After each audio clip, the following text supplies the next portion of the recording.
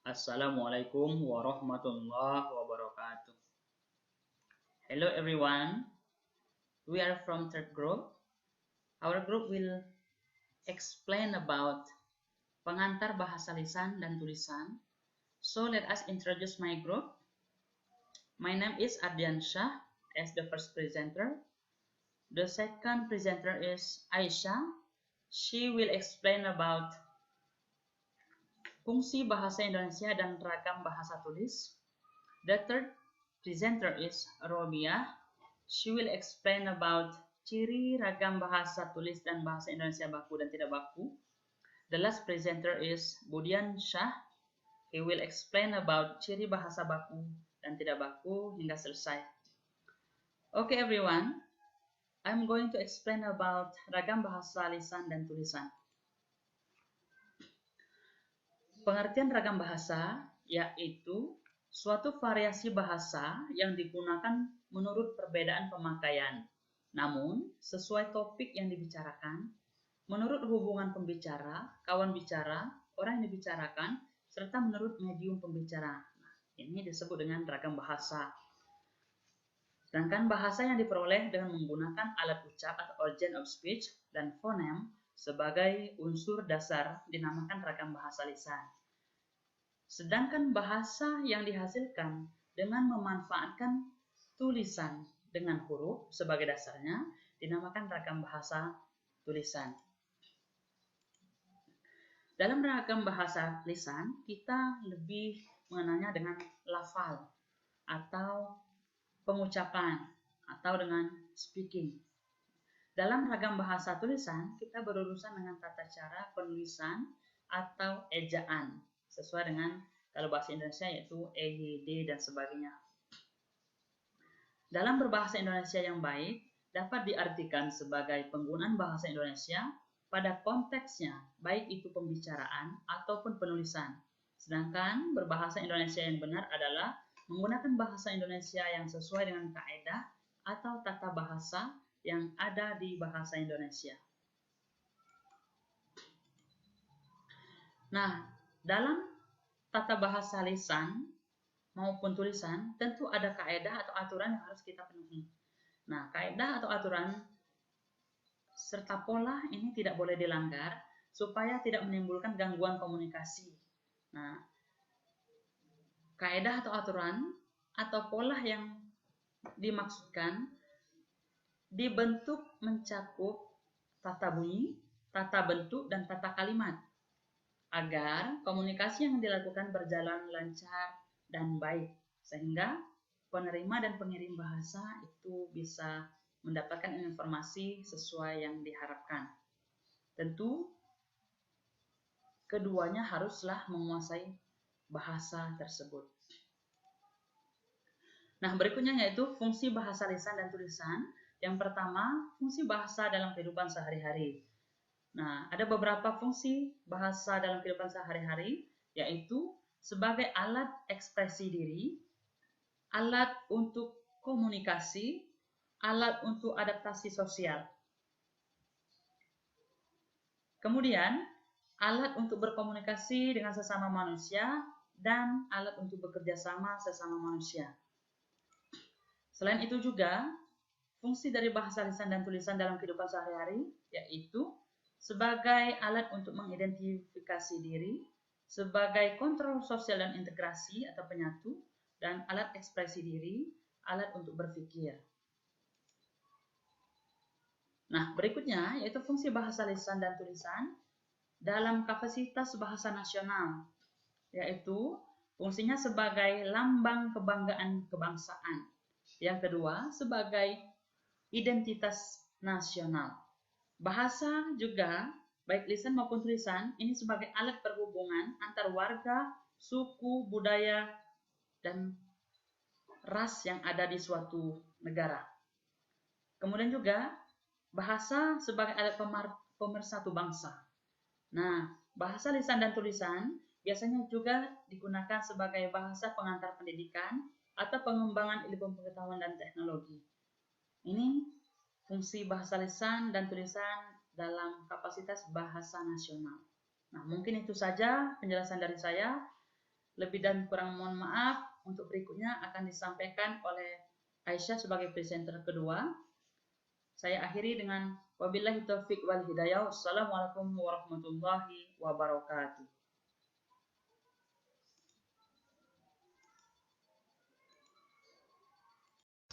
Bismillahirrahmanirrahim. Assalamualaikum warahmatullahi wabarakatuh. Selamat pagi Pak Hadin, selamat pagi teman-teman semua. Saya Aisyah Nurul Afifah. Di sini saya akan melanjutkan presentasi yang sebelumnya sudah disampaikan oleh teman saya Ardiansa. Berikut ada 6 fungsi bahasa Indonesia dalam kapasitasnya sebagai bahasa nasional. Yang pertama itu mampu menyatukan ribuan bahasa yang beragam di Indonesia. Yang kedua, speaker Indonesia mampu. Ketiga, simbol kebanggaan nasional. Keempat, simbol identitas nasional. Kelima, berarti menyatukan berbagai kelompok etnis. Yang keenam, terakhir, pemersatu alat perhubungan antara budaya dan antar regional. Selanjutnya, di sini ada macam-macam ragam bahasa, yaitu bahasa berdasarkan media, cara pandang penutur topik pembicaraan, baku dan tidak baku, serta ragam bahasa Indonesia yang baik dan benar. Di sini ada pertama, ragam bahasa Indonesia berdasarkan media. Kosakata baku Indonesia dan kosakata bahasa Indonesia ragam baku terdapat di dalam bahasa Indonesia. Kosakata baku memiliki ciri kaidah bahasa Indonesia ragam baku yang dijadikan tolak ukur yang disahkan berdasarkan kepada kesepakatan penutur Indonesia, bukan oleh otoritas suatu lembaga di dalam menggunakan bahasa Indonesia ragam baku.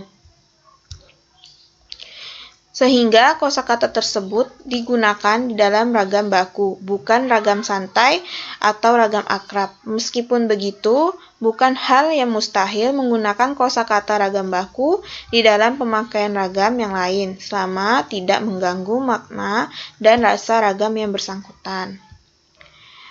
Di sini terdapat A. Ragam bahasa lisan. Ragam bahasa lisan adalah ragam bahasa yang disampaikan secara lisan, terkait dengan ruang dan waktu, sehingga situasi pengungkapan dapat membantu pemahaman bahasa.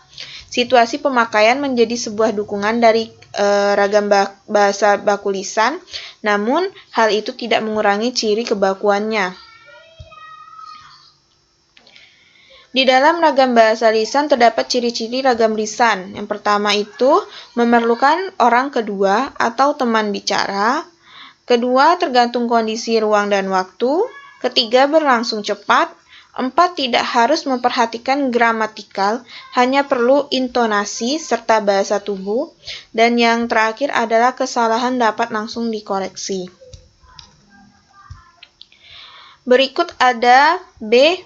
Ragam bahasa tulis.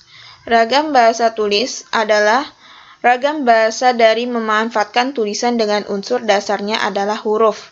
Dalam ragam tulis, kita berurusan dengan tata cara penulisan atau ejaan, di samping aspek tata bahasa dan kosakata.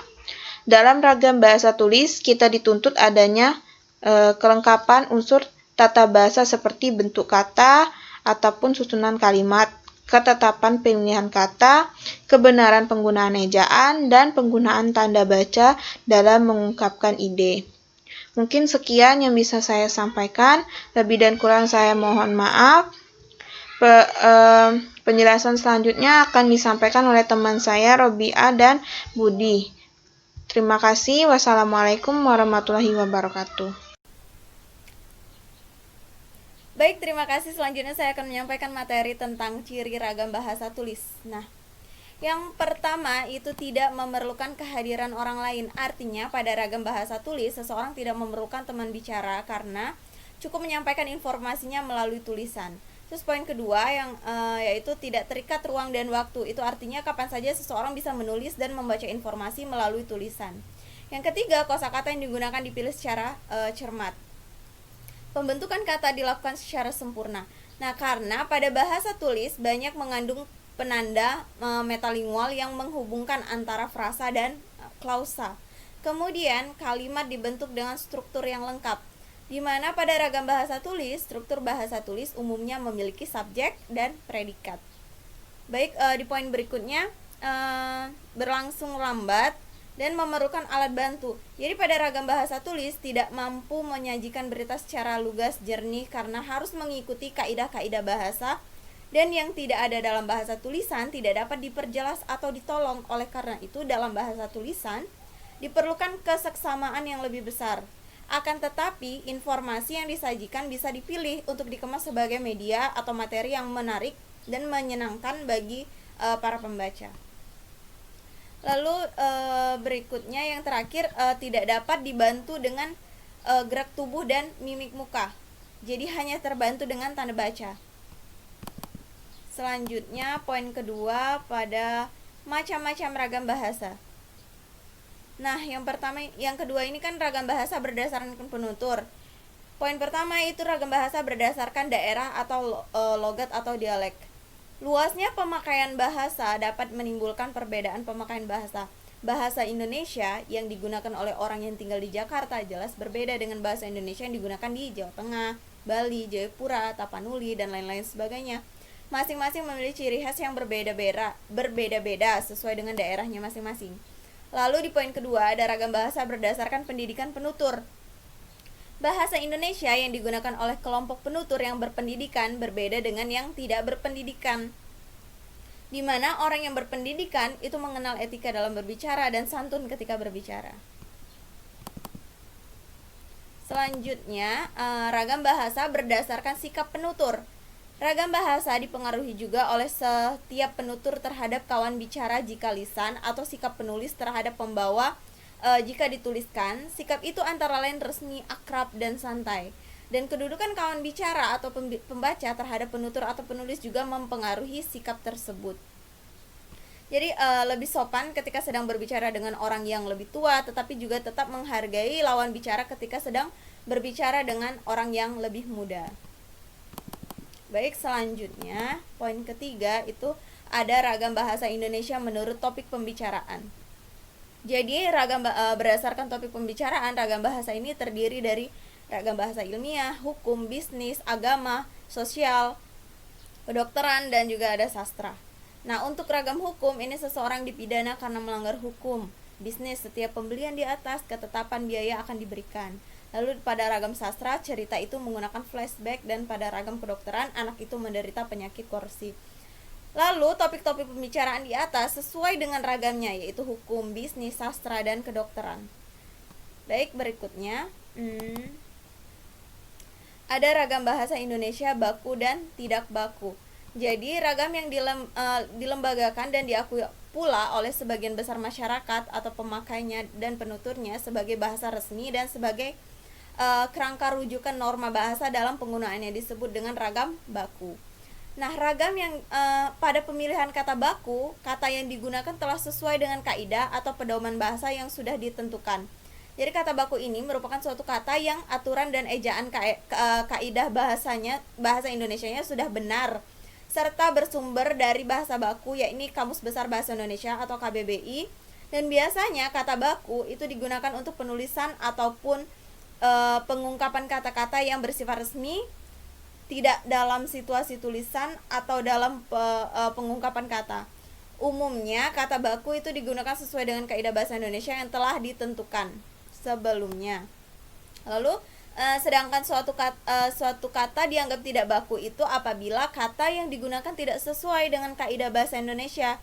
Tidak bakunya sebuah kata tidak hanya diakibatkan oleh salah penulisan saja, melainkan juga diakibatkan oleh pengucapan yang salah dan juga karena penyusunan suatu kalimat yang tidak tepat. Umumnya kata tidak baku sering diucapkan ketika atau muncul dalam percakapan sehari-hari. Baik, sekian dari saya. Materi selanjutnya akan disampaikan oleh Bang Budi. Terima kasih.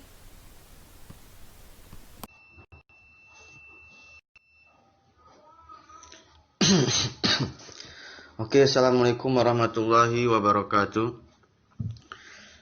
Di sini saya akan menjelaskan tentang ciri-ciri bahasa baku.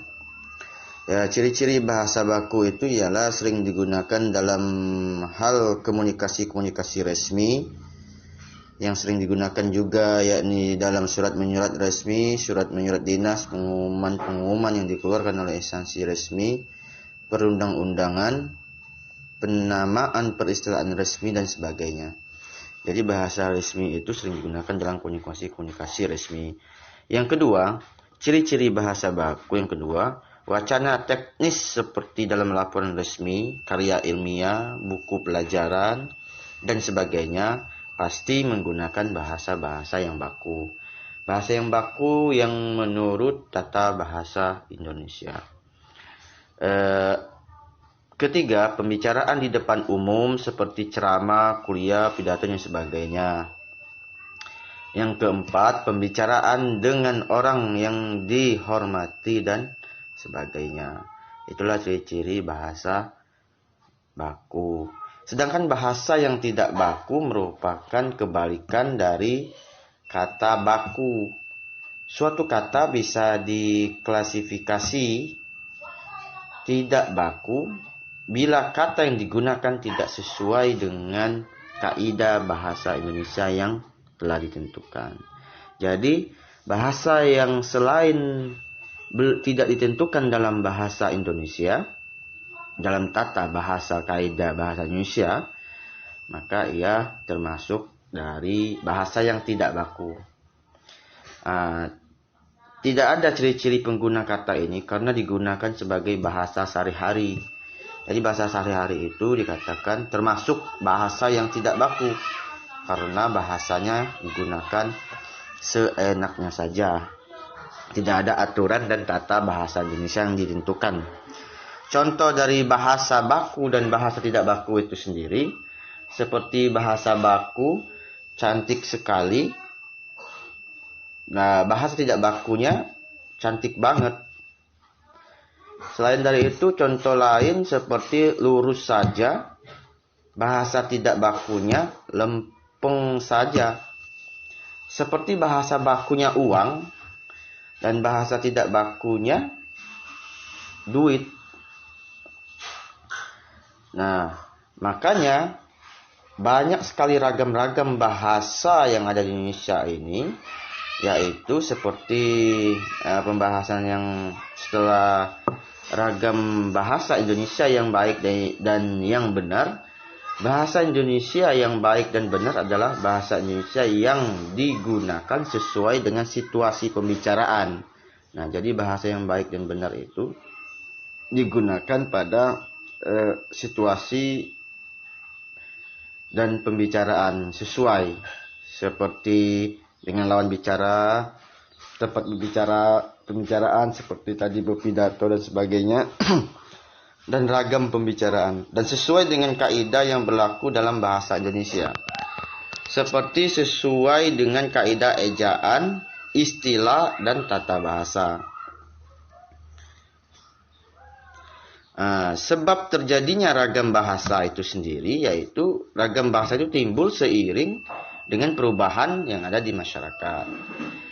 Makanya, menurut Subadrianto, perubahan itu berupa variasi-variasi bahasa yang dipakai sesuai dengan perubahan itu,